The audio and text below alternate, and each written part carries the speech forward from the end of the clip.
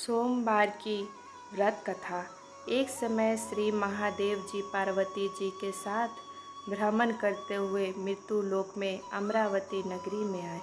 वहाँ के राजा ने शिव मंदिर बनवाया था, जो कि अत्यंत भव्य एवं रमणीक तथा मन को शांति पहुँचाने वाला था। भ्रमण करते समय शिव पार्वती भी वहाँ ठहर गए। पार्वती जी ने कहा, हे नाथ, आओ आज इसी स्थान पर चौरस पासे खेलें। खेल प्रारंभ हुआ। शिव जी कहने लगे, मैं जीतूंगा। इस प्रकार उनकी आपस में वार्तालाप होने लगी। उस समय पुजारी जी पूजा करने आए। पुजारी बोला, इस खेल में महादेव जी के समान कोई दूसरा पारंगत नहीं हो सकता, इसलिए महादेव जी ही यह बाजी जीतेंगे। परंतु हुआ उल्टा, जीत पार्वती जी की हुई। अतः पार्वती जी ने पुजारी को कोढ़ी होने का श्राप दे दिया कि तूने मिथ्या भाषण किया है। अब तो पुजारी कोढ़ी हो गया। शिव पार्वती जी दोनों वापस चले गए। कुछ समय पश्चात अप्सराएं पूजा करने आई। अप्सराओं ने पुजारी के उसके कोढ़ी होने का कारण पूछा। पुजारी ने सब बातें बता दी। अप्सराएं कहने लगी, पुजारी जी, आप 16 सोमवार का व्रत करें तो शिव जी प्रसन्न होकर आपका संकट दूर करेंगे। पुजारी जी ने अप्सराओं से व्रत की विधि पूछी। अप्सराओं ने व्रत करने और व्रत के उद्यापन करने की संपूर्ण विधि बता दी। पुजारी जी ने विधि पूर्वक श्रद्धा भाव से व्रत प्रारंभ किया और अंत में व्रत का उद्यापन भी किया। व्रत के प्रभाव से पुजारी जी रोग मुक्त हो गए। कुछ दिनों बाद शंकर पार्वती जी पुनः उस मंदिर में आए तो पुजारी जी को रोग मुक्त देखकर पार्वती जी ने पूछा, मेरे दिए हुए श्राप से मुक्ति पाने का तुमने कौन सा उपाय किया? पुजारी जी ने कहा, हे माता, अप्सराएं द्वारा बताए गए 16 सोमवार के व्रत करने से मेरा यह कष्ट दूर हुआ है। पार्वती जी ने भी 16 सोमवार का व्रत किया, जिससे उनके रूठे हुए कार्तिक जी भी अपनी माता से प्रसन्न होकर आज्ञाकारी हुए। कार्तिक जी ने पूछा, हे माता, क्या कारण है कि मेरा मन सदा आपके चरणों में लगा रहता है? पार्वती जी ने कार्तिक को 16 सोमवार के व्रत का महात्म्य तथा विधि बताई। तब कार्तिक जी ने भी इस व्रत को किया तो उनका बिछड़ा हुआ मित्र मिल गया। अब मित्र ने भी इस व्रत को अपने विवाह होने की इच्छा से किया। फलतः वह विदेश गया। वहाँ के राजा की कन्या का स्वयंवर था।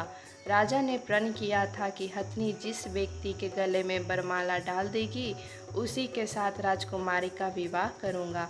यह ब्राह्मण मित्र भी स्वयंवर देखने की इच्छा से वहाँ एक ओर जाकर बैठ गया।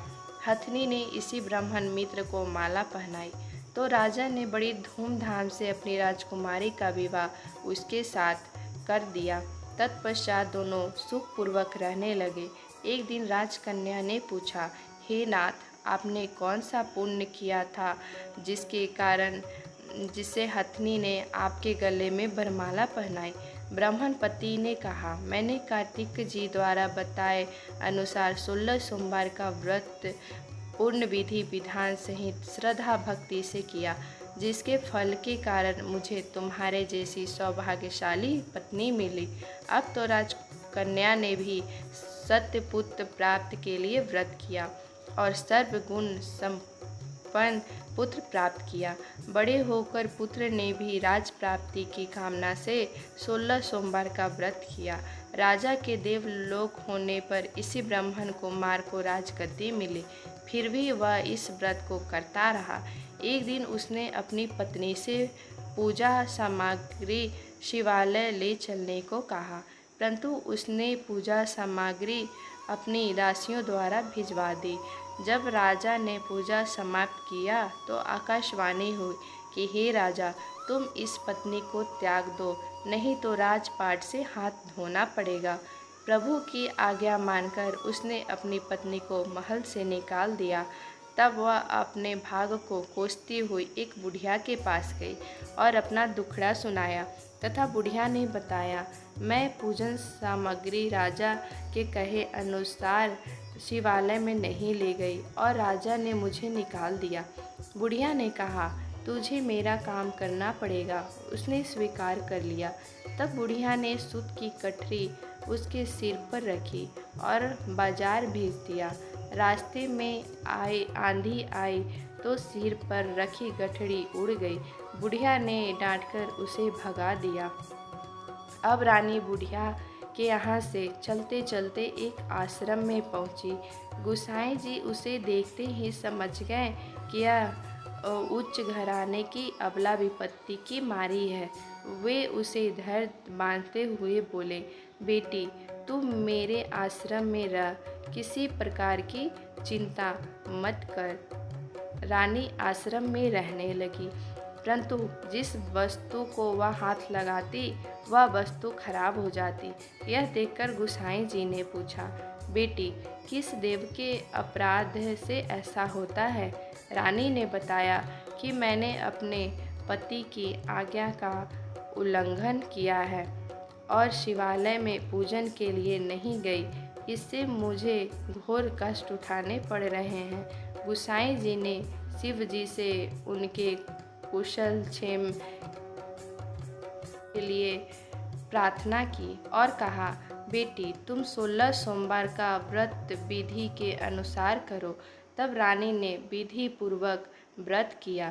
व्रत के प्रभाव से राजा को रानी की याद आई और दूतों को उसकी खोज में भेजा। आश्रम में रानी को देख दूतों ने राजा को बताया। तब राजा ने वहां जाकर गोसाई जी से कहा, महाराज यह मेरी पत्नी है, मैंने इसका परित्याग कर दिया था, कृपया इसे मेरे साथ जाने की आज्ञा दें। शिव जी की कृपा से प्रति वर्ष 16 सोमवार का व्रत करते हुए वे आनंद से रहने लगे और अंत में शिवलोक को प्राप्त हो गए। कथा सुनने के पश्चात शिव जी की आरती ओम जय शिव ओमकारा गाएं।